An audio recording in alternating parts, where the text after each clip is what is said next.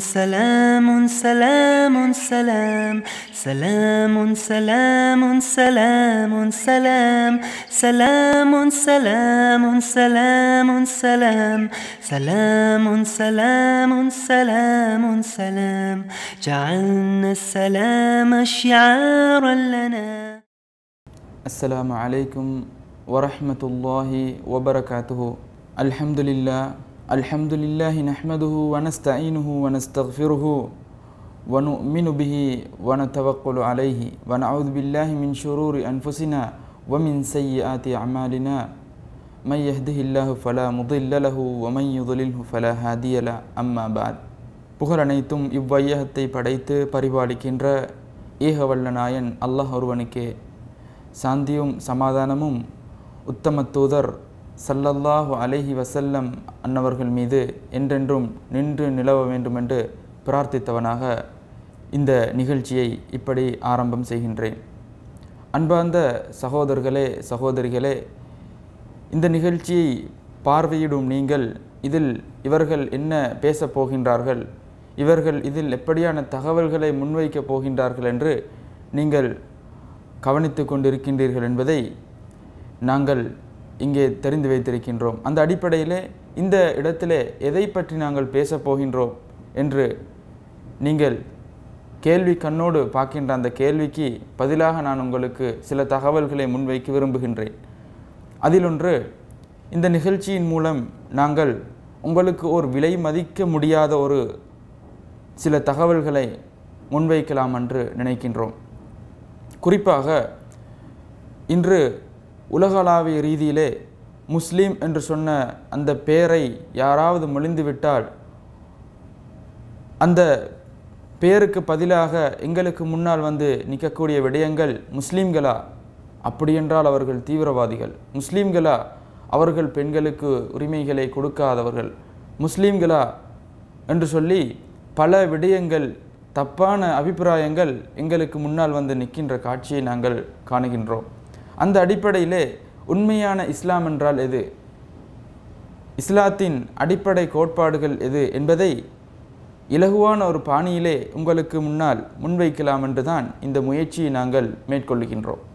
உண்மையிலே இன்று இஸ்லாம் என்று சொன்னால் மக்கள் எப்படி புரிந்து வைத்திருக்கின்றார்கள் என்றால், அவர்களுடன் தொடர்பு வைத்திருக்கின்ற அவர்கள் யாருடன் அதிகமாக தொடர்புகளை வைத்து பழக்க வழக்கங்களை மேற்கொள்கின்றார்களோ அப்படிப்பட்டவர்களுடைய பண்பாடுகளை வைத்து இதுதான் இஸ்லாம் என்று சொல்லி புரிந்து வைத்திருக்கின்றார்கள்.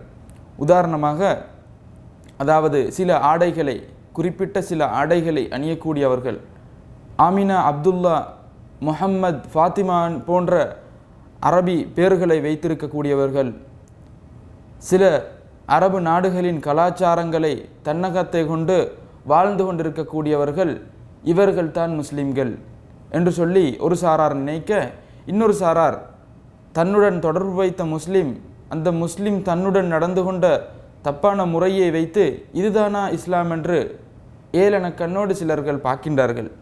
ஆனால் இப்படியான ஒரு முயற்சியை நாங்கள் செய்வதற்கான காரணம் என்னவென்றால், அப்படி குறுகிய நோக்கத்தில் பார்க்கக்கூடியவை அல்ல இந்த இஸ்லாமிய மார்க்கம். மாறாக இந்த உலகத்துக்கே ஒரு வழிகாட்டியாக கொடுக்கப்பட்ட மார்க்கம்தான் இஸ்லாம். எனவே என்னுடைய ஒரு கடமை இருக்கின்றது, தமிழ் பேசக்கூடிய சகோதர சகோதரிகளுக்கு இதுதான் இஸ்லாம் என்பதை தெளிவுபடுத்துவதற்கு. அந்த அடிப்படையிலே தான் இப்படியான ஒரு முயற்சியை நாங்கள் மேற்கொள்கின்றோம்.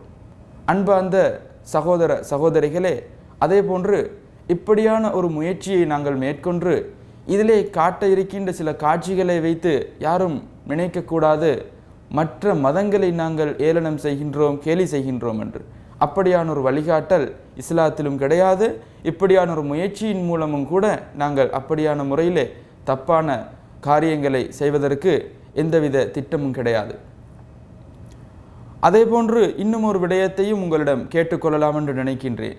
அதுதான், இந்த நிகழ்ச்சி முடியும் வரையிலே பொறுமையாக இருந்து அதிலே பல தகவல்களை பெற்றவர்களாக இந்த நிகழ்ச்சியை முடிவுக்கு வருகின்ற நேரத்திலே பல தெளிவுகளை நாங்கள் பெற்றுக்கொண்டவர்களாக கலைந்து செல்ல வேண்டும் என்பதுதான் என்னுடைய இறுதியான வேண்டுகோள். எனவே இது அனைத்தையும் தெளிவு பெற்று சிறந்தொரு மனிதனாக மாறுவதற்கு வாய்ப்பை நாங்கள் ஏகவல்ல நாயன் இறைவனிடத்திலேயே பிரார்த்தனை செய்தவர்களாக எங்களுடைய இரண்டாவது தலைப்புக்கு நாங்கள் செல்லுகின்றோம்.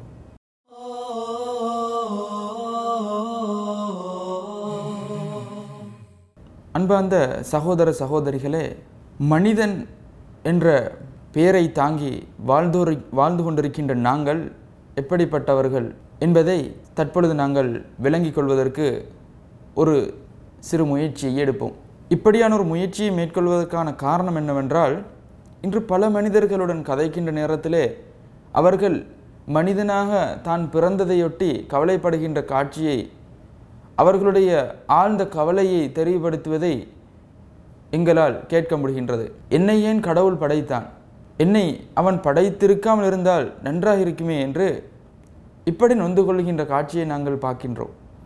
அப்படியான சகோதர சகோதரிகளுக்கு எங்களால் சொல்ல முடிகின்ற விடயம் என்னவென்றால், உங்களை நீங்கள் எப்படியான ஒரு படைப்பு என்பதை உணர்ந்து கொள்ள முயற்சி செய்யுங்கள். அதே போன்று உங்களை படைத்தது யார் என்பதை அறிந்து கொள்வதற்கு நீங்கள் முயற்சி செய்யுங்கள். இப்படியான ஒரு முயற்சியை செய்து நீங்கள் அதிலே நீங்கள் வெற்றி கண்டுவிட்டால் நிச்சயமாக உங்களுக்கு ஒரு நிம்மதியான ஒரு வாழ்க்கையை வாழ்வதற்கு முடிகின்றது. அன்பார்ந்த சகோதர சகோதரிகளே, அந்த அடிப்படையிலே இந்த மனிதன் என்கின்ற ஒரு வாழ்வை பெற்றவர்களாக, ஒரு மனித வாழ்க்கையை ஒரு மனித படைப்பாக நாங்கள் படைக்க பெற்று இந்த உலகத்திலே வாழ்ந்து கொண்டிருக்கின்ற அதே நேரத்திலே நாங்கள் சற்று சிந்தித்து பார்ப்போம் எங்களை போன்ற சில படைப்பினங்களின் நிலைமைகளை. அதிலே ஒரு படைப்பு மரம். அன்பார்ந்த சகோதர சகோதரிகளே, மரத்தை பொறுத்தவரையில் அது இந்த உலகத்துக்கு தோற்றம் பெற்ற நாள் முதல் அது செத்து மடியும் வரையிலே அதே இடத்திலே வாழ்ந்து மறைகின்ற காட்சியை நாங்கள் பார்க்கின்றோம். அதற்கு அசைவுகள் முடியாது. அது எந்த இடத்திலே முளைத்ததோ அதே இடத்திலே வாழ்ந்து மடிகின்றது. அதே போன்று மிருகங்களை எடுத்து பார்த்தால் மிருகங்களும் கூட, உதாரணமாக ஒரு மீனை எடுத்துக்கொள்ளுங்கள். அந்த மீன் கடலுக்குள்ளே இருக்கின்ற விடயங்கள் அது ஆங்காங்கே சுற்றி பார்த்தாலும் கூட வெளி உலகத்திலே இது நடக்கின்றது என்பதை தெரியாது. ஒரு பறவையை எடுத்துக்கொண்டால் நீருக்குள்ளே நடக்கின்றது என்பது என்ன என்பது அதற்கு தெரியாது. வனவிலங்குகளை எடுத்துக்கொண்டால் அதற்கு கூட வசிப்பதற்கு வசதியான இடங்கள் கிடையாது. ஆனால் ஒரு மனிதனை நாங்கள் எடுத்து பார்த்தால் எவ்வளவு அழகான வாழ்க்கையை வாழுகின்றார்கள் என்பதை எங்களால் சிந்தித்து பார்த்து உணர முடிகின்றது. அன்பார்ந்த சகோதர சகோதரிகளே, அந்த அடிப்படையிலே மனிதன் அவன் வசிக்கின்ற இடத்தை பாருங்கள். எவ்வளவு அழகான வீடுகளை கட்டி அதிலே தூங்குவதற்கு அறைகள், சமைப்பதற்கு அறைகள், வேறு விடயங்களுக்காக வேண்டி வேறு வேறு அறைகள் எல்லாம் வைத்து மனிதர்கள் வசிப்பிடங்களை கட்டுகின்ற காட்சிகள். ஆனால் அதே வீட்டில் இருக்கின்ற, அதே தோட்டத்தில் இருக்கின்ற கோழிகளுக்கும் ஆடு மாடுகளுக்கும் இருக்கின்ற இடங்களை பார்த்தால் அதிலே அறைகள் எல்லாம் கிடையாது. வசிப்பதற்கு ஏதோ ஒரு இடமாக ஒதுக்கப்பட்ட ஒரு இடத்தை கொடுக்கின்ற காட்சிகள். இது மனிதர்களுடன் இருக்கின்ற விலங்குகளுக்கு, மனிதர்களை விட்டும் தூரமாக இருக்கின்ற காடுகளிலே வனாந்திரங்களிலே இருக்கின்ற விலங்குகளுடைய நிலைமைகளை எங்களால் சிந்தித்து பார்த்தே உணர முடிகின்றது. அதே போன்று மனிதர்கள் விதவிதமான ஆடைகளை அணிந்து தன்னுடைய மேனிகளை மறைத்து அழகான முறையிலே ஆடைகளை அணுகின்ற காட்சிகளை நாங்கள் பார்க்கின்றோம்.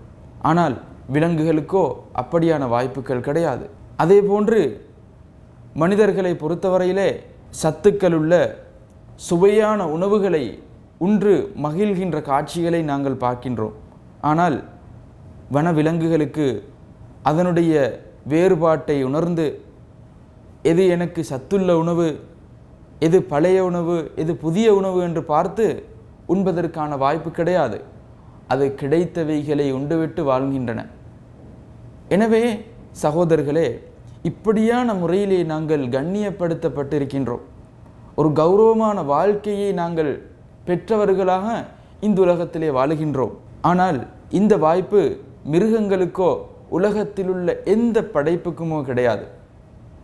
அந்த அடிப்படையிலே மனிதர்கள் என்ற இந்த வாழ்க்கையை பெற்று நாங்கள் மேல் மிச்சமாக இன்னொரு தகுதியையும் தகைமையையும் பெற்றிருக்கின்றோம். அது என்ன? அதுதான் நல்லவை எது கெட்டவை எது என்று தீர்மானிக்கக்கூடிய ஆற்றல். நாமெல்லாம் சொல்லுவோம் பகுத்தறிவு பகுத்தறிவு என்று சொல்லி. அந்த பகுத்தறிவு என்றால் என்ன? அதுதான் ஏனைய மிருகங்களுக்கும் ஏனைய படைப்புகளுக்கும் மனிதனுக்கும் இடையிலே இருக்கின்ற பிரதானமான வித்தியாசம். எனவே இப்படியானவைகளையெல்லாம் பெற்று எப்படியான ஒரு சிறந்த வாழ்க்கையை பெற்றுக்கொள்வதற்கு நாங்கள் முயற்சி செய்து இந்த வாழ்க்கையை நாங்கள் பெற்றுக்கொண்டோமா? அல்லது இந்த வாழ்க்கையை எமக்கு தந்தது யார்? அவனுடைய தகுதிகள் என்ன? அவன் எப்படிப்பட்டவன்? அவன் ஏன் எமக்கு இந்த வாழ்க்கையை தந்திருக்கின்றான் என்பதை பார்த்து அறிந்து அவன் ஏன் எம்மை இப்படியான ஒரு வாழ்க்கையை தந்து படைத்தான் என்பதை புரிந்து கொண்டு அதன் அடிப்படையிலே எமது வாழ்க்கையை அமைத்து கொள்வதற்கு நாம் கடமைப்பட்டிருக்கின்றோம். எனவே பின்னே வரக்கூடிய தலைப்புகளிலே அது சம்பந்தமாக நாங்கள் சில தகவல்களை அலசுவோம்.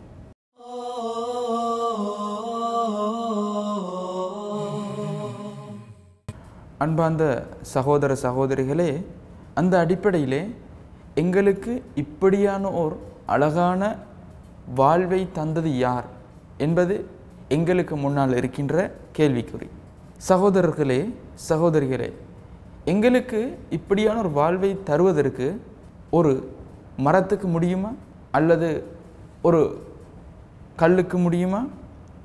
அல்லது ஏனைய படைப்பினங்களுக்கு சூரியனுக்கோ அல்லது சந்திரனுக்கோ அல்லது நெருப்புக்கோ இன்று மனிதர்கள் கடவுள் என்று சொல்லி வணங்குகின்ற இவைகளுக்கு ஒரு மனித வாழ்வை கொடுப்பதற்கு முடியுமா என்று பார்த்தால் நம் அனைவரும் ஒருமித்த குரலிலே என்ன சொல்லுவோம்?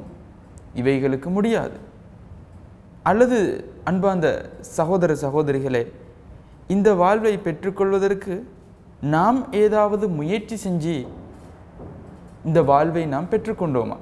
அல்லது எமக்கு இப்படியான ஒரு வாழ்வை மனிதர்களாக சேர்ந்து அவர்கள் தந்தார்களா என்று பார்த்தால் நம் அனைவரும் மிகவும் கண்ணியப்படுத்துகின்ற மிகவும் இரக்கம் காட்டுகின்ற எம்முடைய தாய்க்கு உரிய அந்தஸ்தை கொடுக்க வேண்டும் என்பதிலே இஸ்லாம் மிகவும் தெளிவாகவே எங்களுக்கு சொல்லுகின்ற விடயம் என்னவென்றால், தாய்க்கு சீ என்ற ஒரு வார்த்தையை கூட நீங்கள் கூறக்கூடாது. அவர்களுக்கு நீங்கள் காலம்பூராக பணிவிடை செய்ய வேண்டும் என்று. இப்படிப்பட்ட இந்த தாய்க்கு கூட முடியுமா ஒரு மனித வாழ்வை பெற்றுக் கொடுப்பதற்கு என்று பார்த்தால், ஒரு மனிதன் இந்த உலகத்திலே, ஒரு குழந்தை இந்த உலகத்திலே பெறுவதற்கு அந்த தாய் காரணமாக இருக்கின்றாலே ஒழிய, அந்த தாய்க்கு கூட தனக்கு தேவையான பிள்ளை ஆண் பிள்ளையா பெண் பிள்ளையா, அந்த பிள்ளையுடைய வர்ணம், இந்த பிள்ளையுடைய நிறம் என்ன, அந்த பிள்ளையுடைய தகைமைகள் தகுதிகள் எப்படியாக இருக்க வேண்டும் என்பதை தீர்மானிக்க கூட அந்த தாய்க்கு முடியாமல் இருக்கின்றது. அந்த அடிப்படையிலே எங்களுக்கு இந்த வாழ்வை பெற்றுத்தந்தது யார் என்பதை அறிந்து கொள்வதற்கு நான் உங்களுக்கு கூறவில்லை புத்தகங்களை வேத நூட்களை புரட்டி ஆராய்ச்சி செய்து அதில் ஒரு இறுதி முடிவை எடுங்கள் என்று. மாறாக எங்களுக்கு இயற்கையே தந்திருக்கின்ற 2 விடயங்களை வைத்து அதை நான் உங்களுக்கு தெளிவுபடுத்துவதற்காக வேண்டி முயற்சி செய்கின்றேன்.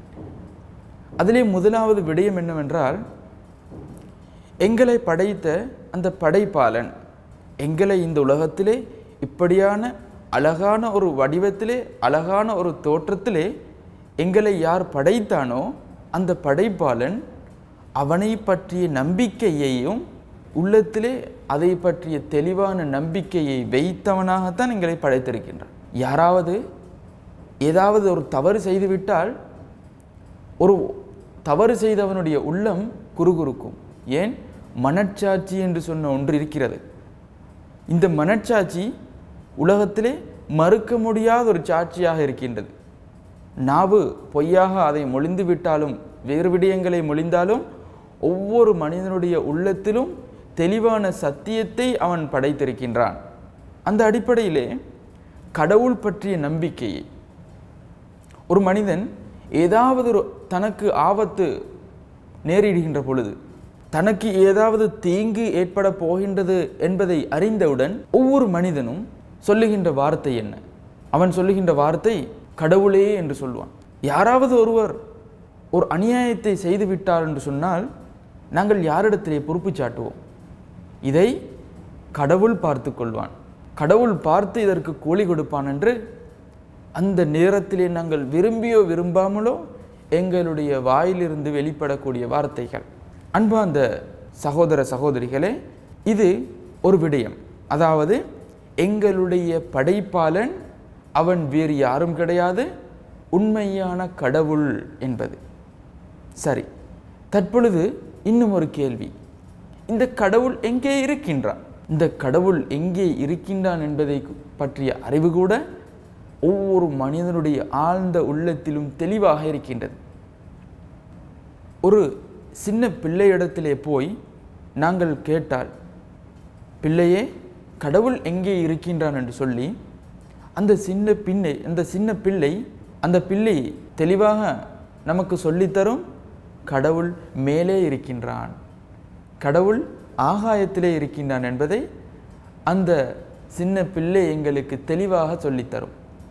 நாம் அனைவரும் அறிந்திருக்கின்றோம், சின்ன பிள்ளை பொய் சொல்ல மாட்டாது, சின்ன பிள்ளைக்கு பொய் கூறுவதற்கு தெரியாது என்பதை.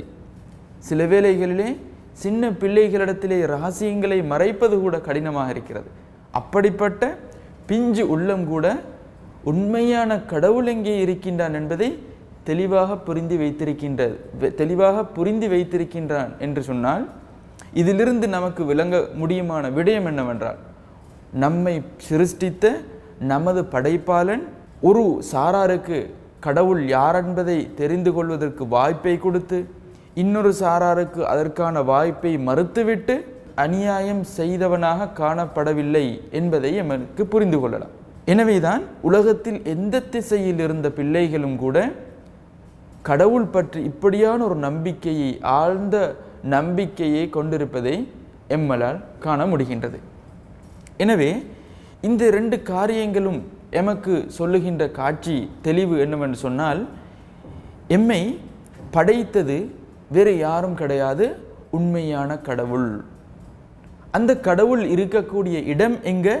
அதுதான் மேலே ஆகாயத்திலே என்பதை.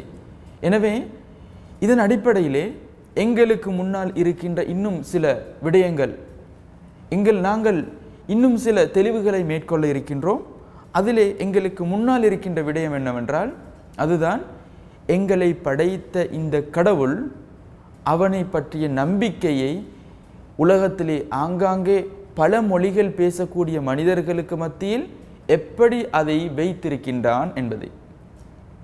அன்பார்ந்த சகோதரர்களே, நாங்கள் தமிழ் மொழி பேசக்கூடியவர்கள். எனவே எமக்கு ஏதாவது ஆபத்து, துன்பங்கள், கஷ்டங்கள் நேர்ந்துவிட்டால் நாங்கள் கடவுளை என்று அழைக்கின்றோம். நியாயம். ஏன்? நாம் பேசுகின்ற மொழி தமிழ் மொழி என்பதனால். சரி, இதே பிரச்சினை, இதே ஆபத்தான ஒரு நிலைமை, இதே ஒரு துன்பகரமான ஒரு நிலைமையை ஆங்கில மொழி பேசக்கூடிய ஒருத்தருக்கு நேரிட்டால் அவர் யாரை அழைப்பார்? அவர் மை கோட் என்று சொல்வார். இதே பிரச்சினை சிங்கள மொழி பேசக்கூடிய ஒருத்தருக்கு ஏற்பட்டுவிட்டால் அவர் யாரை அழைப்பார்? அவர் மகே தெய்யனே என்று சொல்லி அழைப்பார். அந்த அடிப்படையிலே அரபு நாடுகளிலே அரபு மொழி பேசக்கூடியவர்களுக்கு ஏதாவது ஒரு பிரச்சனை ஏற்பட்டுவிட்டால் அவர்கள் யாரை அழைப்பார்? அவர்கள் தன்னை சிருஷ்டித்த அந்த கடவுளை எப்பெயர் கொன்று அழைப்பார்? அவர்கள் கடவுளே என்று அழைக்க மாட்டார், மை கோட் என்று அழைக்க மாட்டார், தெய்யனே என்று அழைக்க மாட்டார். ஏன்? இவைகள் வேறு மொழிகள் என்பதனால். எனவே அவர்களுடைய மொழியில் அவர்களை சிருஷ்டித்த கடவுளை எப்பெயர் கொன்று அழைப்பார் என்றால் யா அல்லாஹ். எனவே அல்லாஹ் என்று சொல்லக்கூடிய இந்த அர்த்தத்தை இன்று மக்கள் எப்படி புரிந்து வைத்திருக்கின்றார்கள் என்றால், அல்லாஹ் என்றால் அது முஸ்லிம்களுடைய கடவுள். எங்களுக்கென்று வேறு கடவுள் இருக்கின்றது என்று. ஆனால் தெளிவு அப்படி கிடையாது. மாறாக அரபியிலே படைப்பாளனுக்கு அல்லாஹ் என்று அழைக்கின்ற அதே நேரத்திலே தமிழிலே நாங்கள் கடவுள் என்று சொல்லுகின்றோம், ஆங்கிலத்திலே கோட் என்று சொல்லுகின்றோம். எனவே எங்களுக்கு முன்னால் இருக்கின்ற மற்ற விடயம் என்னவென்றால், இப்படிப்பட்ட கடவுள் அவனுக்கு இருக்கின்ற தகைமைகள் தகுதிகள் என்ன, அவன் எப்படிப்பட்டவன்? கடவுள் என்று நாங்கள் சொல்லுகின்றோம், அவன்தான் எம்மை படைத்தவன் என்று சொல்லுகின்றோம். நாங்கள் ஒவ்வொரு விடயத்தையும் ஒருவருக்கு பொறுப்பு கொடுக்கின்ற நேரத்திலே அவர் இதற்கு தகுதியுள்ளவரா என்று பார்த்து நாங்கள் கொடுக்கின்ற காட்சியை நாங்கள் பார்க்கின்றோம். நமக்கு ஏதாவது நோய் ஏற்பட்டு விட்டால் ஏதோ ஒருத்தர் வைத்தியர் என்று சொல்லுகின்றார், அவரிடத்திலே போய் நாங்கள் மருந்தெடுக்கின்றோம் என்று அல்ல. அவருக்கு அவரிடத்திலே மருந்தெடுத்து அவரிடத்திலே போய் பரிகாரம் தேடி அவர் ஒழுங்கான முறையில் குணமடைந்திருக்கின்றாரா என்பதை நாங்கள் பார்த்து கேட்டு அந்த இடத்துக்கு போய் பரிகாரத்தை பெறுகின்றோம். ஒருவர் ஆசிரியர் என்று சொல்லிவிட்டால் அவருக்கு நாங்கள் படித்து கொடுங்கள் என்று சொல்ல மாட்டோம். மாறாக அவரிடத்திலே அதற்கான தகுதி இருக்கின்றதா என்பதை பார்க்கின்றோம். ஒருவருக்கு வாகனம் செலுத்துவதற்கு ஓட்டுவதற்கு முடியும் என்று வாயினால் சொல்லிவிட்டால் நாங்கள் ஏற்றுக்கொள்ள மாட்டோம். அவரிடத்திலே அதற்கான தகுதி இருக்க வேண்டும் என்பதை நாங்கள் எதிர்பார்க்கின்றோம். இப்படி ஒவ்வொரு காரியத்திலும் தகுதியுள்ளவர்களுக்கு நாங்கள் அதை நாங்கள் ஒப்படைக்கின்ற நிலைமை உலக வளமையிலே காணப்படுகின்றது. எனவே நாங்கள் தற்பொழுது ஒரு விடயத்தை ஒருவரிடத்திலே ஒப்பிடப் போகின்றோம், ஒரு விடயத்தை ஒருவரிடத்திலே ஒப்படைக்கப் போகின்றோம். அதுதான் கடவுள் என்று சொல்லக்கூடிய அந்தஸ்து. கடவுள் என்று சொல்லக்கூடிய வார்த்தையை நாம் செவிமிடுக்கின்ற நேரத்திலேயே ஒரு கம்பீரம் இருக்கின்றது. ஏன்? அந்த கடவுள் அவன்தான் உலகத்திலே இருக்கக்கூடிய அனைத்து விடயங்களையும் சிருஷ்டித்தவன். எனவே அவன் ஒரு மகா சக்தி பெற்ற ஒருவனாக காணப்பட வேண்டும். அவனுக்கு எதிரிகள் இருக்க முடியாது, அவனுக்கு நோய் நொடிகள் ஏற்பட முடியாது, அவன் மறதியை கொண்டவனாக இருக்க முடியாது, அவனுக்கு மற்ற மக்களின் மீது மற்ற மக்களினால் தீங்குகள் ஏற்படக்கூடிய நிலைமை இருக்க முடியாது. இப்படியான ஒரு நிலைமை கொண்ட ஒருவனாகத்தான் கடவுள் காணப்பட வேண்டும். அப்படியான அந்தஸ்தை பெற்றவனாக அவன் இருந்துவிட்டால் எங்களுக்கு சொல்ல முடியும், இவன்தான் கடவுள். இவன் சொல்லுகின்ற கட்டளைகளை ஏற்று வாழ்வதற்கு நம்மால் ஆற்றல் இருக்கின்றது, நமக்கு முடியும், நாம் பயப்பட தேவையில்லை என்று அவனை ஏற்று நம்மால் வாழ முடியும். எனவே இப்படிப்பட்ட தகைமைகள் தகுதிகள் என்ன, கடவுளுக்கு இருக்கின்ற தகுதிகள் தகைமைகள் என்ன என்பதை நாங்கள் இப்பொழுது பார்ப்போம்.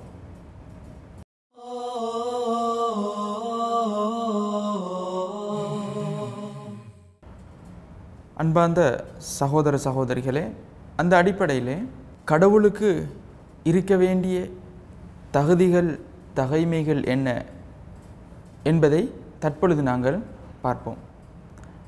அதிலே முதலாவதாக ஒரு கேள்வி எழுகின்றது, கடவுள் பல பேர் இருக்க முடியுமா? பல பேர்கள் கொண்ட கடவுள்களின் கூட்டம் தான் இந்த உலகத்தை மற்றும் உள்ள பிரபஞ்சத்தை இயக்கி வருகின்றதா என்று பார்த்தால், மனிதர்கள் பல பேர் சேர்ந்து ஒரு காரியத்தை நிறைவேற்ற கடமைப்பட்டிருக்கின்றார்கள். அப்பொழுதுதான் அந்த விடயம் சிறம்பட திறமையான முறையிலே சிறந்த முறையிலே முடிவுறுவதை நாங்கள் காணுகின்றோம். ஆனால் இந்த குறைபாடு கடவுளுக்கு இருக்க முடியுமா? பல பேர் சேர்ந்துதான் ஒரு காரியத்தை நிறைவேற்ற வேண்டுமா என்று பார்த்தால் கிடையாது. அந்த அடிப்படையில் கடவுள் ஆக தன்னை கூறுகின்ற ஒருவன் அவன் ஒருவனாக இருக்க வேண்டும். அவன் உலகத்திலே பல பேர் பல கடவுள்கள் இருந்துதான் ஒரு காரியத்தை நிறைவேற்ற வேண்டும் என்ற தேவை கடவுளாகிய அவனுக்கு கிடையாது. ஏனென்றால் அவன்தான் அகிலத்தையே படைத்து ஆளுகின்ற ஒருவன். அவனுக்கு அற்பமான தேவைகள் இருக்க முடியாது. இரண்டாவது விடயம், அவனுக்கு அற்பமான தேவைகள் இருக்க முடியாது. மனிதர்கள் என்ற அடிப்படையிலோ மற்ற ஜீவராசிகள் என்ற அடிப்படையில் எமக்கு அற்பமான தேவைகள் நிறைய இருக்கின்றது. நாம் எவ்வளவுதான் கடினமாக உழைத்தாலும் களைப்பு என்பது எமக்கு இருக்கின்றது. எனவே நாம் களைப்பாறுவதற்கு தேவை கொண்டவர்கள், நாம் நித்திரை கொள்வதற்கு தேவை கொண்டவர்கள். எமக்கு நோய்கள் ஏற்படுகின்றது, எமக்கு மறதி இருக்கின்றது, எமக்கு பசி ஏற்படுகின்றது, தாகம் ஏற்படுகின்றது. ஆனால் கடவுளாகிய அவனுக்கு இந்த தேவைகள் கிடையாது. எனவே அற்பமான தேவைகள் கடவுளுக்கு இருக்க முடியாது. எனவே மறந்து விடாதீர்கள், முதலாவது கடவுள் அவன் ஒருவனாக இருக்க வேண்டும். இப்படியான ஒருவனுக்குத்தான் எம்மை படைத்தவன், எம்மை பரிபாலிக்கின்றவன் என்ற பொறுப்பை, நிலைமையை அவனுக்கு நாங்கள் கொடுக்க முடியும். இரண்டாவது, அவனுக்கு அற்பமான தேவைகள் இருக்கக்கூடாது. மூன்றாவது, மனிதர்கள் என்ற அடிப்படையிலே எமக்கு பெற்றோர்கள் இருக்கின்றார்கள், பிள்ளைகள் இருக்கின்றார்கள், பிள்ளைகள் பிற்காலத்திலே பிள்ளைகளை பெற்றெடுப்பார்கள். இப்படி மனித சந்ததி வளர்ந்து கொண்டே செல்லுகின்ற காட்சியை நாங்கள் அவதானிக்கின்றோம். ஆனால் இதே நிலைமையை கடவுளுக்கும் வைத்து நாங்கள் ஒப்பிட்டோம் என்று சொன்னால், பிற்காலத்திலே கடவுளும் அதே போன்று பல சந்ததிகளை பெற்றவர்களாக மாறியிருந்து அது பெரும் சிக்கலை ஏற்படுத்தக்கூடிய நிலைமை அங்கே ஏற்படும். ஏன் அப்படி நான் சொல்லுகின்றேன் என்றால், இந்த உலகத்தை பாருங்கள், பழங்காலம் தொற்றும் உலகம் அதே போன்று இயங்கி வருகின்றதை நாங்கள் காணுகின்றோம். உலகம் அது சுற்றி வருகின்ற அந்த கால நேரங்கள், அதிலே நேர மாற்றங்கள் இருக்கின்றது. சூரியன் உதித்து மறைந்து செல்லுகின்றது, மலைகள் பொழிகின்றது, காற்றுகள் அடிக்கின்றது. இப்படியான முறையிலே உலகம் ஒரு தெளிவான ஒரு வட்டத்திலே இயங்கி வருகின்றதை நாங்கள் அவதானிக்கின்றோம். ஆனால் இங்கே கடவுள் பல பேர்கள் இருந்து இந்த உலகத்தை இயக்குகின்ற அந்த நிலைமையை கடவுளுக்கு பின்னால் வந்த கடவுளுடைய பிள்ளைகள், கடவுளுடைய தாய் தந்தை, கடவுளுடைய பிள்ளைகளின் பிள்ளைகள், இப்படியெல்லாம் வைத்து நாங்கள் ஒரு நிலைமையை கடவுளுக்கு ஒப்பிட்டோம் என்றால், பிற்காலத்திலே கடவுளுடைய அந்த அந்தஸ்தை, ஆட்சியை அவருடைய பிள்ளைகளும் பெற்று, அந்த ஆட்சியிலிருந்து அவருடைய பிள்ளைகளின் பிள்ளைகளும் பெற்று, இப்படியான முறையில் அந்த அதிகாரத்துக்கு பங்கு வைத்து அதிலே பல கடவுள் பல அதிகாரங்களிலே நின்று இயக்கக்கூடிய நிலைமை ஏற்படும். இப்படி ஏற்பட்டிருந்தால் கடவுள்களுக்கு இடையிலே பிரச்சினைகள் நிலவும். பிரச்சினைகள் நிலவினால் சிலவேளை உலகம் சுத்தும், சிலவேளை உலகம் சுத்தாமல் நின்றுவிடும், சிலவேளை சூரியன் உதிக்கும், சிலவேளை சூரியன் உதிக்காது, சிலவேளை மலைகள் என்பது காணாமல் போய்விடும், மலைகளுக்கு பதிலாக வித்தியாசமானவைகள் எங்களுக்கு இப்படியான நிலைமைகள் ஏற்படும். ஆனால் இன்று வரையிலே மனிதனுடைய அந்த படைப்பை பாருங்கள்.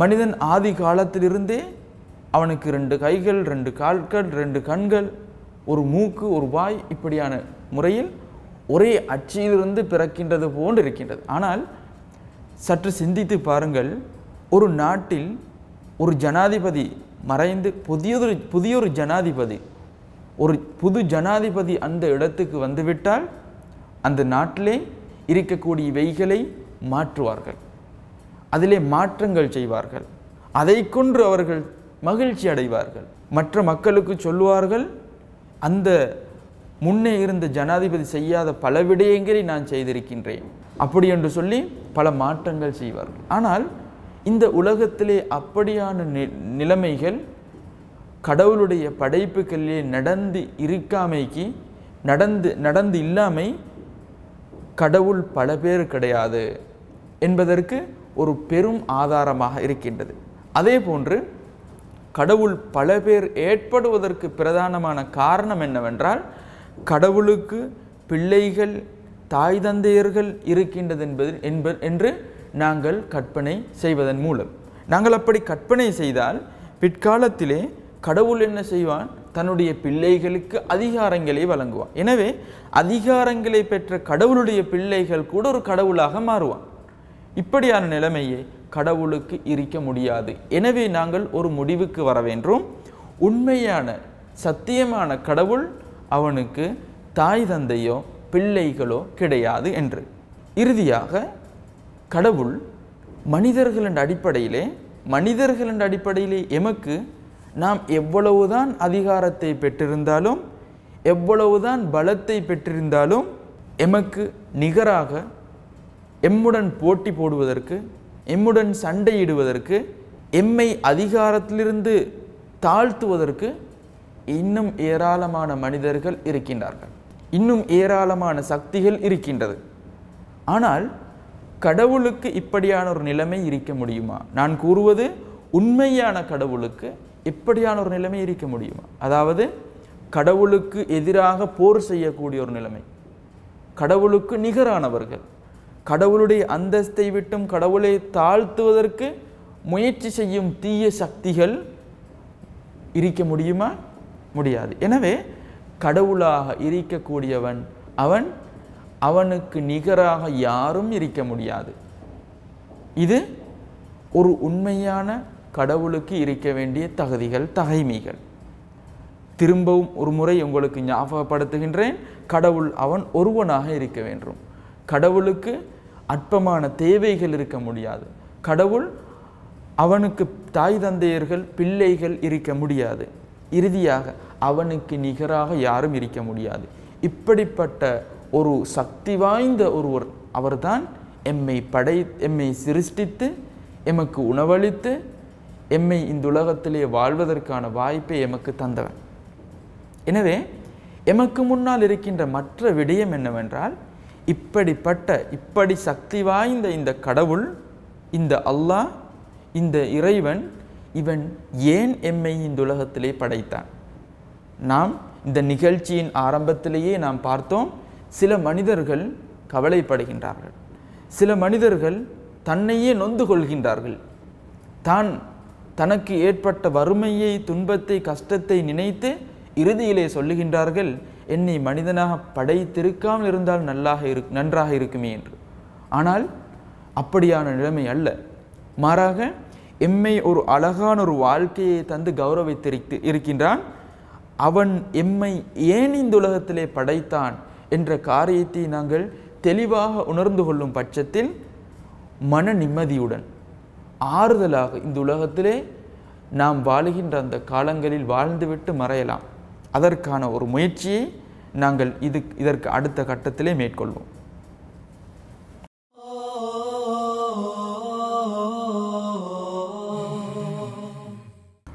அன்பார்ந்த சகோதர நெஞ்சங்களே, இந்த அடிப்படையிலே கடவுள் ஏன் எம்மை படைத்தான் என்பது எமக்கு முன்னால் இருக்கின்ற ஒரு பிரதானமான கேள்வி. நமக்கு தெரியும் ஒவ்வொரு விடயத்துக்கும் நோக்கங்கள் இருக்கின்றது என்பதை.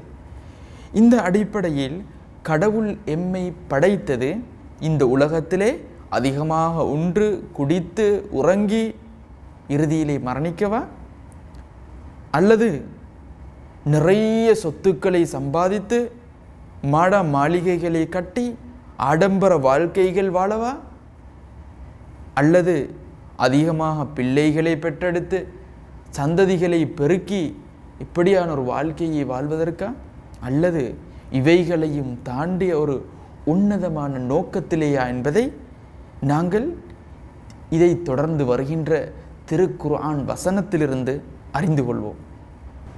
எம்மை படைத்த படைப்பாளன் இறைவன் அவனது வேத நூலிலே எம்மை படைத்த நோக்கம் என்ன என்பதை தெளிவாக கூறுகின்ற பொழுது, அஊது பில்லாஹி மினஷ் ஷைத்தானிர் ரஜீம், பிஸ்மில்லாஹிர் ரஹ்மானிர் ரஹீம், وذكر فإن الذكرى تنفع المؤمنين وما خلقت الجن والإنس إلا ليعبدون. நான் மனித இனத்தையும் ஜின் எனும் இனத்தையும் என்னை வணங்குவதற்காகவே அன்றி படைக்கவில்லை. அன்பார்ந்த சகோதர சகோதரிகளே, இது இறைவன் மனிதர்களை படைத்த நோக்கத்தை திருக்குர்ஆனில் அத்தாரியா எனும் அத்தியாயத்தில் 56வது வசனத்தில் கூறுகின்ற விடயம். இந்த அடிப்படையிலே நாம் இதற்கு முன்னே தலைப்புகளிலே பார்த்தோம், மனிதன் அவன் ஏனைய படைப்பினங்களிலிருந்து எப்படி சிறந்து விளங்குகின்றான். இப்படியான ஒரு வாழ்க்கையை கொடுத்து மனிதனை இந்த உலகத்தில் படைத்தது யார், அவனுக்கு இருக்க வேண்டிய தகுதிகள் தகைமைகள் என்ன என்பதையெல்லாம் பார்த்தோம். தற்பொழுது எமக்கு முன்னே இருக்கின்ற விடயம், இப்படியான ஒரு அழகான ஒரு வாழ்க்கையை எமக்கு தந்து அவன் ஏன் எம்மை படைத்தான் என்பது. சகோதர சகோதரிகளே, அந்த அடிப்படையிலே இந்த உலக வழக்கிலே நாங்கள் எப்படியான ஒரு விடயத்தை எடுத்துக்கொண்டாலும் அதை செய்வதற்கு நோக்கங்கள் இருக்கின்றது. இந்த உலகத்திலே ஒரு மனிதன் தன்னுடைய பிள்ளைகளை பாடசாலைக்கு அனுப்புகின்றான். ஏன் அந்த பிள்ளையை பாடசாலைக்கு அனுப்ப வேண்டும்? பிற்காலத்திலே அந்த பிள்ளை ஒரு சிறந்த ஒரு மனிதனாக, சிறந்த ஒரு பிரஜையாக, ஒரு கல்விமானாக மாற வேண்டும் என்ற நோக்கத்திலே. ஒரு மனிதன் தொழில் புரிகின்றான், அதற்கும் நோக்கம் இருக்கின்றது. என்ன? அன்றாட செலவினங்களை அவன் தேடிக்கொண்டு அவன் இந்த உலகத்திலே வாழ்வதற்காக வேண்டி, அவனுடைய தேவைகளை காசு கொடுத்து வாங்குவதற்கு அவன் உழைக்கின்றான். இந்த உலகத்திலே ஒருவன் ஒரு தன்னுடைய தோட்டத்திலே ஒரு மரத்தை நாட்டுகின்றான். ஏன்? பிற்காலத்திலே வரக்கூடியவர்கள் அந்த மரத்திலிருந்து பிரயோசனங்களை, பலன்களை பெற்றுக்கொள்ள வேண்டும் என்ற நோக்கத்திலே. இப்படி நாம் செய்கின்ற ஒவ்வொரு காரியத்திலும் நோக்கம் இருக்கின்றது. வெளிநாடுகளுக்கு மக்கள் செல்லுகின்றார்கள், வெளிநாடுகளிலிருந்து மக்கள் வருகின்றார்கள். என்ன காரணம்? பல நோக்கங்களை உலகத்தை கொன்றவர்களாக, பல நோக்கங்களை சுமந்தவர்களாக இப்படியான பிரயாணங்களை மேற்கொள்கின்றார்கள். இந்த அடிப்படையிலே ஒரு அழகான ஒரு வாழ்க்கையை, மனித வாழ்க்கையை தந்து எம்மை கௌரவித்த அந்த கடவுள் அல்லாஹ் ஏன் எமக்கு இப்படியான ஒரு வாழ்க்கையை தந்தான் என்பதை நாங்கள் கண்டறிந்து கொள்வதற்கு கடமைப்பட்டிருக்கின்றோம். அப்பொழுது அந்த கடமையை, அந்த நோக்கத்தை சிறம்பட திறமையான முறையில், சிறந்த முறையில் நிறைவேற்றி எம்மை இப்படியான ஒரு வாழ்க்கையை தந்து கௌரவித்த அந்த கடவுளுடைய நெருக்கத்தை, அந்த அல்லாஹுடைய நெருக்கத்தை பெற்றவர்களாக இந்த உலகத்திலே வாழ்ந்து மரணிப்பதற்கு முடியும். அன்பார்ந்த சகோதரர்களே, சகோதரிகளே, அந்த அடிப்படையில் உலக வழக்கிலே நாம் யாராவது ஒருவர் எமக்கு உபகாரம் செய்துவிட்டால், எமக்கு பணிவிடை செய்துவிட்டால், நாம் அந்த மனிதனுக்கு, அந்த குறித்த நபருக்கு நன்றியுடையவராக வாழ வேண்டும் என்பது உலக வழக்கிலே நாங்கள் மேற்கொள்ளுகின்ற விடயமாக இருக்கின்றது. எமது முதியோர்கள் என்ன சொன்னார்கள்? உப்பிட்டவர்களை உள்ளவரை நினை. எனவே எமக்கு இப்படியான ஒரு அந்தஸ்தை தந்து கௌரவமான முறையிலே இந்த உலகத்திலே எம்மை படைத்த கடவுளுக்கு நாம் கட்டாயம் என்ன செய்ய வேண்டும்? நன்றியுடையவர்களாக வாழ வேண்டும். அந்த கடவுள் ஏன் எம்மை படைத்தான் என்ற நோக்கத்தை கண்டறிந்து அதை நிறைவேற்றுவதற்கு முயற்சி செய்ய வேண்டும். இதுதான் ஒரு மனிதனாக ஏனைய விலங்குகளை விட, ஏனைய விலங்குகளிலிருந்து, ஏனைய படைப்பினங்களிலிருந்து சிறந்து விளங்குகின்ற மனிதன் தன்னுடைய படைப்பாளனுக்கு செய்கின்ற உயர்ந்த கௌரவமாக இருக்கின்றது.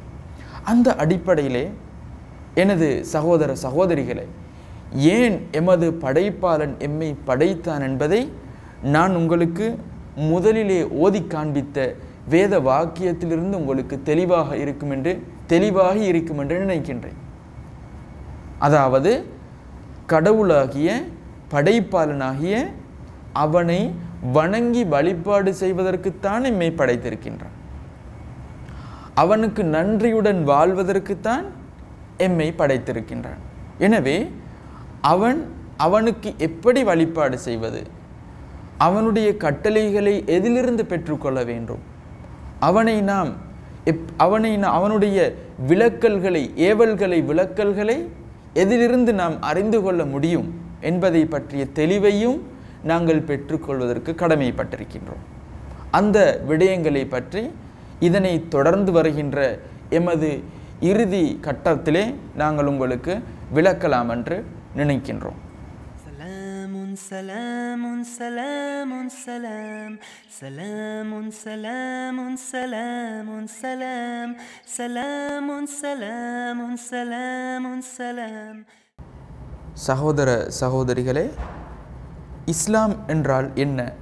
இஸ்லாம் என்றால் இன்று பல மக்கள் அதை பல கோணங்களிலிருந்து நோக்குகின்ற காட்சியை நாங்கள் பார்க்கின்றோம். இஸ்லாம் என்றால் அது தீவிரவாதத்தை இந்த உலகத்திலே பரவச் செய்கின்ற ஒரு மார்க்கம், பெண்களுக்கு உரிமையை கொடுக்காத மார்க்கம், மிருகங்களுக்கு வதை கொடுக்கின்ற மார்க்கம் என்று பல மக்கள் இந்த மார்க்கத்தை பற்றி தப்பான அபிப்பிராயம் கொண்ட சில உள்ளங்கள், சில நடுநிலைமையாக சிந்திக்கக்கூடியவர்களை கூட தவறான எண்ணங்களை இஸ்லாத்தின்பால் ஏற்படுவதற்கு ஏற்ற வகையிலே கருத்துக்களை பரப்புகின்றதை காணுகின்றோம். அன்பார்ந்த எனது சகோதர சகோதரிகளே, அந்த அடிப்படையிலே தெளிவாக இஸ்லாம் என்றால் என்ன என்பதை அறிந்து கொள்வதற்கு இருக்கின்ற வழிகளில் ஒன்றுதான் அதனுடைய மூல வேத நூலை பயன்படுத்தி அந்த மூல வேத நூல் இஸ்லாத்தை பற்றி என்ன கூறுகின்றது என்பதை அறிந்து கொள்வது. இதுதான் பிரதானமானதும் இருக்கின்ற ஒரே வழியுமாக காணப்படுகின்றது. அந்த அடிப்படையில் இந்த இஸ்லாம் மார்க்கம் என்பது சொற்ப காலங்களுக்கு முன்னால் அது இயற்றப்பட்டு மக்கள் மயமாக்கப்பட்ட மார்க்கம் கிடையாது. எப்பொழுது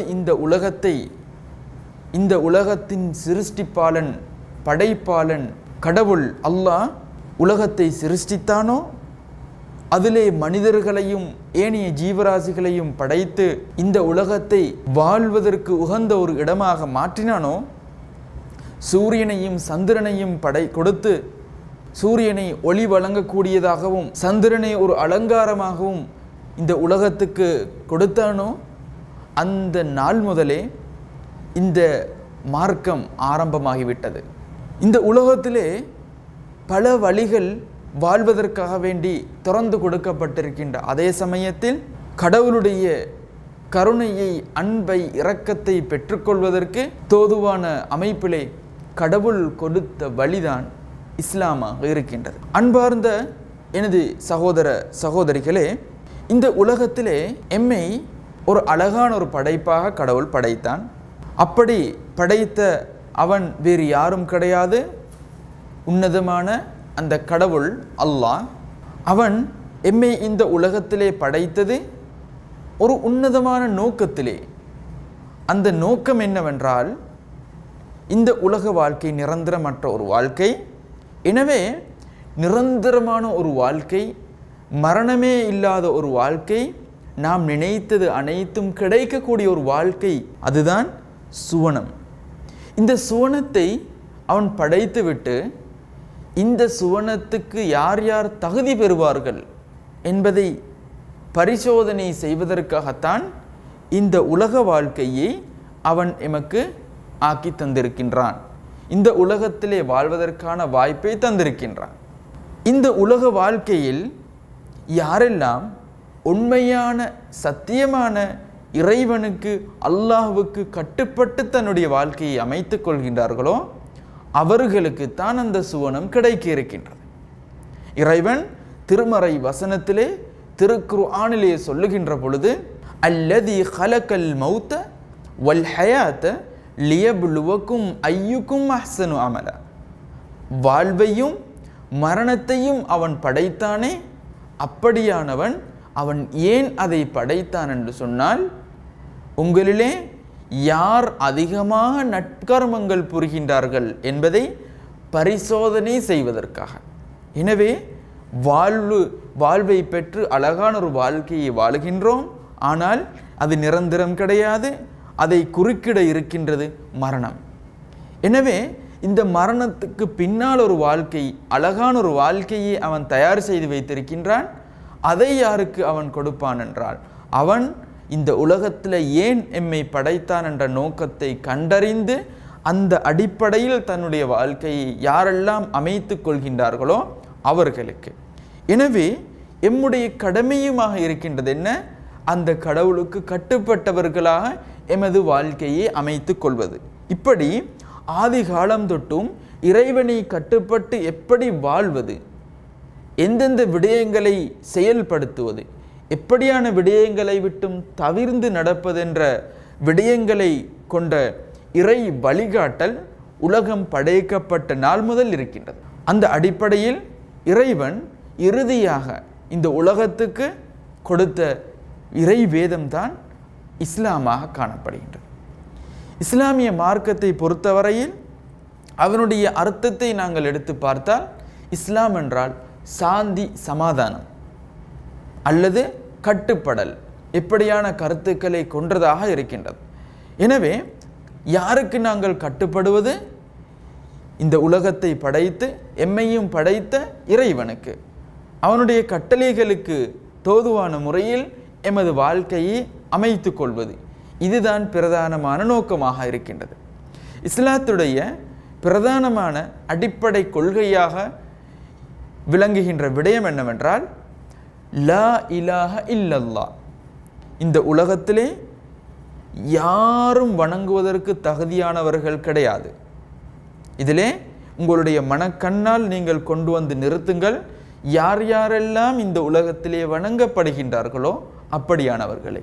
இவர்கள் உண்மையிலேயே வணங்குவதற்கு தகுதியான கடவுளாக இவர்கள் இருக்கின்றார்களா இல்லையா என்பதை நாங்கள் இதற்கு முன்னால் செய்த பரிசோதனைகளிலே நீங்கள் தெரிந்து புரிந்து கொண்டிருப்பீர்கள் என்று நாங்கள் நினைக்கின்றோம். எனவே இஸ்லாமியின் அடிப்படை கொள்கையுமாக இருக்கின்றது அதுதான் என்ன? லா இலாஹ இல்லல்லாஹ், எந்த கடவுளுமே வணங்குவதற்கு தகுதியானவர்கள் அல்ல அல்லாஹ்வை தவிர. அல்லாஹ் என்று சொன்னால் ஒரு புதினமான ஒரு கடவுள் அல்ல, மாறாக அல்லாஹ் என்றால் அவன்தான் எம்மை படைத்தவன், எம்மை பரிபாலிக்கின்றவன்.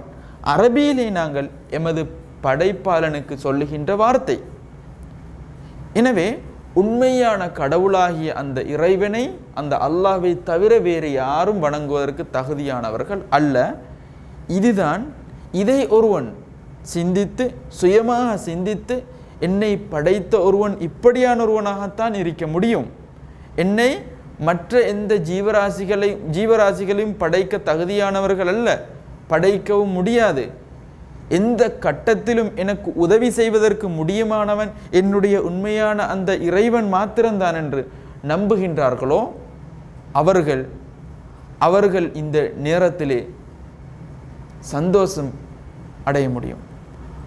அவர்களுக்கு இறைவனுடைய அருள், கருணை அவர்களுக்கு கிடைக்க வேண்டும்.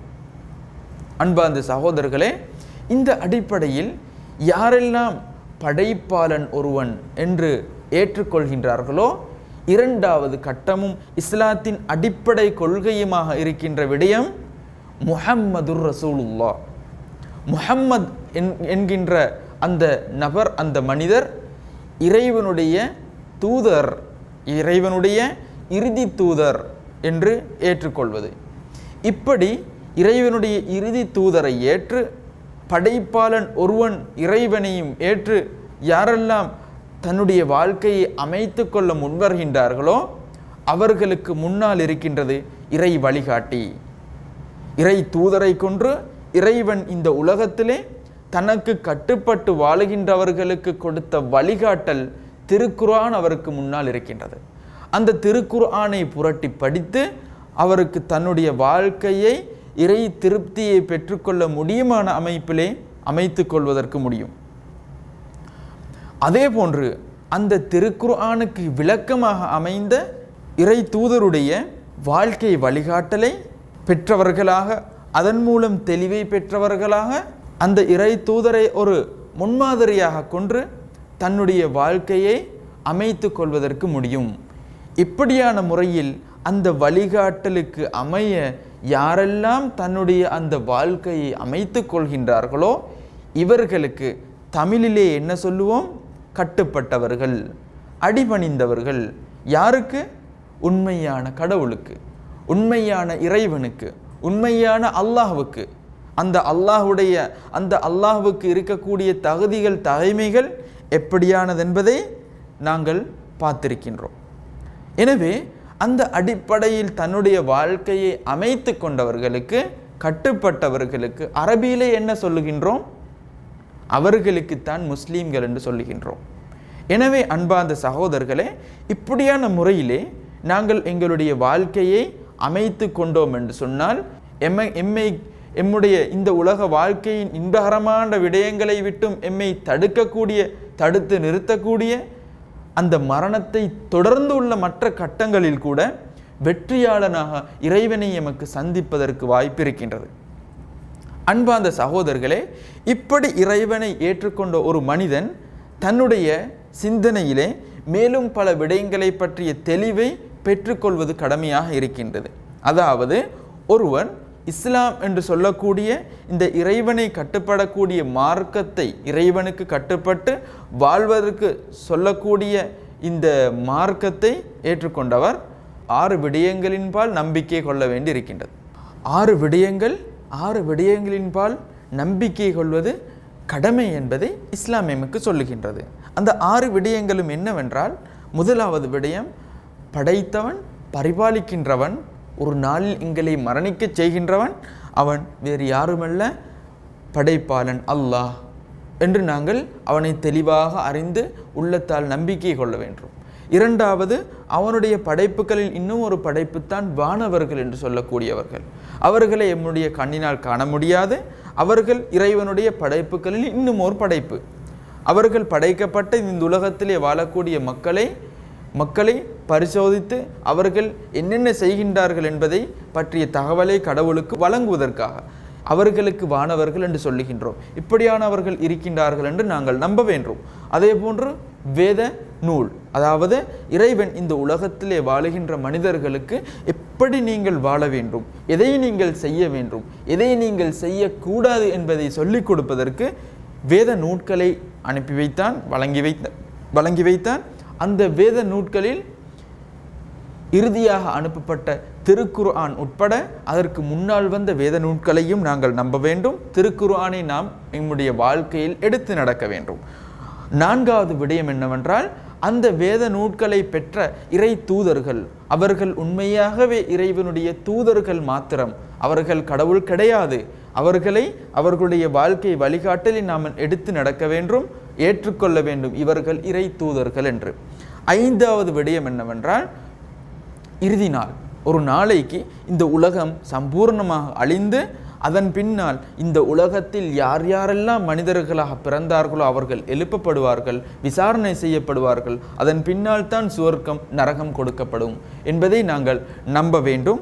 ஆறாவது விடயமாக, நம்முடைய வாழ்க்கையில் நல்லவைகள் கெட்டவைகள் அனைத்தும் நடப்பதற்கு பிரதானமான காரணம் இறைவனுடைய நாட்டம், அல்லாஹ்வுடைய நாட்டம்.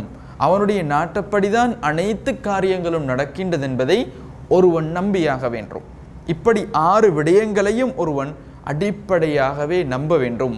இதுதான் அவன் ஒரு மனிதன் இஸ்லாத்தை ஏற்றுக்கொண்டால், இறைவனுடைய வழியை ஏற்றுக்கொண்டால் செய்ய வேண்டிய அடிப்படை விடயங்களாக இருக்கின்றது. இன்னும் 5 விடயங்கள் இருக்கின்றது. இந்த 5 விடயங்களும் ஒவ்வொரு மனிதனும் செய்ய வேண்டும் என்று இந்த உலகத்திலே ஏவப்பட்டிருக்கின்றார்கள், வேண்டப்பட்டிருக்கின்றார்கள். இதிலே யார் யாரெல்லாம் அதனுடைய முதல் கடமையை நிறைவேற்றுகின்றார்களோ ஏனைய கடமைகளை நிறைவேற்றுவது அவருக்கு சுலபமாக அமைந்துவிடும். அதனுடைய முதல் கடமை என்ன? அதுதான் உண்மையான கடவுள் அல்லாஹ்வை தவிர வணங்குவதற்கு வேறு யாரும் கிடையாது என்று ஏற்றுக்கொண்டு இறை தூதராக முஹம்மது நபியை ஏற்றுக்கொள்ள வேண்டும். இப்படி ஏற்றுக்கொள்வது ஒவ்வொரு மனிதன் மீதும் கட்டாயமாக வேண்டப்பட்ட ஒரு கடமையாக இருக்கின்றது. இப்படி யாரெல்லாம் ஏற்றுக்கொள்கின்றார்களோ அவர்களுக்கு இருக்கின்ற இரண்டாவது கடமை, தினம்தோறும் எம்மை படைத்த படைப்பாளனை துதி செய்வது, நன்றி செலுத்துவது, 5 நேரமும் அந்த இறைவனை தொழுது வணங்கி வழிபாடு செய்வது. இது இரண்டாவது கடமையாக இருக்கின்றது. மூன்றாவது கடமை அதாவது ஏழைகளுக்கு வரி கொடுப்பது. ஏழைகளுக்கு இறைவனுடைய வழியை ஏற்றுக்கொண்டவர்களில் பணக்கார வர்க்கம் இல்லாத ஏழை எளியவர்களுக்கு அந்த வரியை கொடுக்க வேண்டும். அதே போன்று மாதங்களிலே ஒரு மாதம் இருக்கிறது, 12 மாதங்களிலே ஒரு மாதம் இருக்கிறது, ரமதான் என்று சொல்லக்கூடிய மாதம். அந்த மாதத்தை யாரெல்லாம் அடைந்து விடுகின்றார்களோ அதிலே பரிபூர்ணமாக விரதம் வைக்க வேண்டும். இது 4வது கடமை. இறுதியாக 5வது கடமையாக இருக்கின்றது இறை இல்லமாகி இறை இல்லங்களிலே முதலாவது இறை இல்லமாகிய மஸ்ஜிதுல் ஹரமிலே இருக்கக்கூடிய கஅபத்துல்லா என்று சொல்லக்கூடிய அந்த இறை ஆலயத்தை போய் ஹஜ் என்று சொல்லக்கூடிய மாதத்திலே அதிலே சில வழிபாடுகளை மேற்கொள்வது இது 5வது கடமையாக இருக்கின்றது. அன்பார்ந்த சகோதர சகோதரிகளே, இப்படி 5 விடயங்களின்பால் ஏவப்பட்டிருக்கின்ற வேண்டப்பட்டிருக்கின்ற இந்த மனிதன் இந்த 5ஐயும் மாத்திரம்தான் செய்ய வேண்டும் என்பது அல்ல. மாறாக தன்னுடைய வாழ்க்கையில் அழகான விடயங்களை கொண்டு அதை அலங்கரிக்க வேண்டும். மற்ற மனிதர்களுக்கு உபகாரம் செய்ய வேண்டும். பெற்றோர்களுக்கு பணிவிடை செய்து அவர்களுக்கு இரக்கம் காட்ட வேண்டும். மொத்தத்திலே ஒரு நல்லொரு மனிதனாக இந்த உலகத்திலே அவன் வாழ கடமைப்பட்டிருக்கின்றான். அவனுடைய வார்த்தைகள், அவனுடைய எண்ணங்கள், அவனுடைய செயல்பாடுகள் அனைத்துமே ஒரு சிறந்த ஒரு தோற்றத்தை அந்த மனிதனுக்கு கொடுக்க வேண்டும். இதுதான் இஸ்லாமிய மார்க்கம் எம்மிடத்திலே கேட்கின்ற விடயமாக இருக்கின்றது. பெண்களாக இருந்தாலும் ஆண்களாக இருந்தாலும் அனைவருமே கடமைகளிலே சமமானவர்களாக கணிக்கப்படுவார்கள்.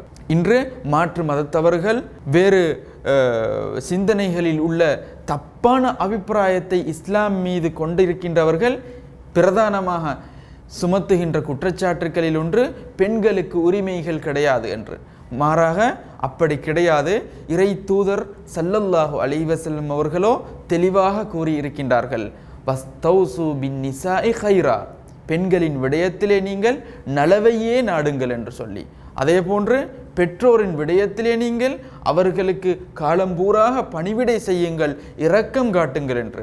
அதே போன்று உங்களுடைய அயல் வீட்டார்களுக்கு நல்லதையே செய்யுங்கள் என்று. இப்படி அனைத்து காரியங்களிலும் நல்லதை செய்யுமாறு இஸ்லாம் எம்மிடத்திலே இஸ்லாம் கேட்டுக்கொள்கின்றது. எனவே இதன் அடிப்படையிலே உண்மையான முறையிலே இஸ்லாமிய மார்க்கம் கூறுகின்ற விடயங்களை தன்னுடைய வாழ்க்கையிலே எடுத்து நடந்து அதன் மூலம் தன்னுடைய செயல்பாடுகளை யாரெல்லாம் அலங்காரப்படுத்துகின்றார்களோ அலங்காரப்படுத்திக் கொள்கின்றார்களோ இவர்களுக்குத்தான் முஸ்லிம்கள் என்று சொல்கின்றோமே ஒழிய இறைவனுடைய கட்டளைகளை வாழ்க்கையிலே எடுத்து நடக்காமல் உலகத்திலே விசமத்தனங்கள் செய்து திரிகின்றவர்களுக்கு கிடையாது.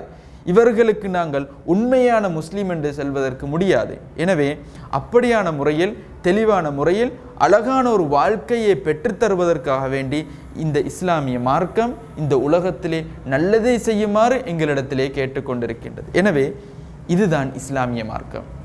இதை யாரெல்லாம் தன்னுடைய வாழ்க்கையிலே எடுத்து நடக்கின்றார்களோ இவர்கள் தான் முஸ்லீம்கள். இந்த அடிப்படையிலே இன்றைக்கு நாலா திசைகளிலும் முஸ்லீம் என்று சொல்லக்கூடிய இந்த வர்க்கம் இந்த மார்க்கத்தை ஏற்று இறை வழியிலே கட்டுப்பட்டு வாழுகின்றவர்கள் நிறைய இருக்கின்றார்கள். ஏராளமான மக்கள் இந்த மார்க்கத்தை படித்து இந்த மார்க்கத்துக்குள்ளே நுழைகின்றார்கள். அர்த்தம் என்னவென்றால் இறைவனின் நாட்டப்படி இறைவன் யாருக்கு தன்னை பற்றிய தெளிவை கொடுக்க வேண்டும் என்று நினைக்கின்றார்களோ அந்த விடயத்தை தடுப்பதற்கு எவராலும் முடியாது என்பதைத்தான் இது காட்டிக்கொண்டிருக்கின்றது. எனவே அன்பார்ந்த என்னுடைய சகோதர நெஞ்சங்களே, இதை பற்றி மென்மேலும் விளக்கங்கள் மென்மேலும் தகவல்களை கற்றுக்கொள்வதற்கு முயற்சி செய்ய வேண்டும். அப்படி நாங்கள் முயற்சி செய்வோமாக என்று கேட்டு, அதே போன்று மென்மேலும் ஏதாவது தெளிவுகளை பெற்றுக்கொள்வதற்கு வேண்டுமென்றால் எம்முடைய நிலையத்தை தொடர்பு கொள்ளுமாறும் உங்களிடத்திலே வேண்டி இந்த உரையை இந்த நிகழ்ச்சியை நாங்கள் இப்படி நிறைவுக்கு கொண்டு வருகின்றோம். இதை தொடர்ந்து இன்னும் பல நிகழ்ச்சிகளிலே உங்களை சந்திக்க நாடியவனாக அந்த அடிப்படையிலே இறுதியாக நான் இந்த உரையை முடித்து கொள்கின்றேன். இஸ்லாமிய காணிக்கையான சலாத்தை உங்களுக்கு முன்வைத்தவனாக உங்களுக்கு இறைவனுடைய சாந்தியும் சமாதானமும் நின்று கிடைக்க வேண்டும் என்று பிரார்த்திக்கின்றேன். அஸ்ஸலாமு அலைக்கும் வரஹ்மத்துல்லாஹி வபரகாத்துஹு. سلام سلام سلام سلام سلام سلام سلام سلام سلام سلام سلام سلام سلام سلام سلام سلام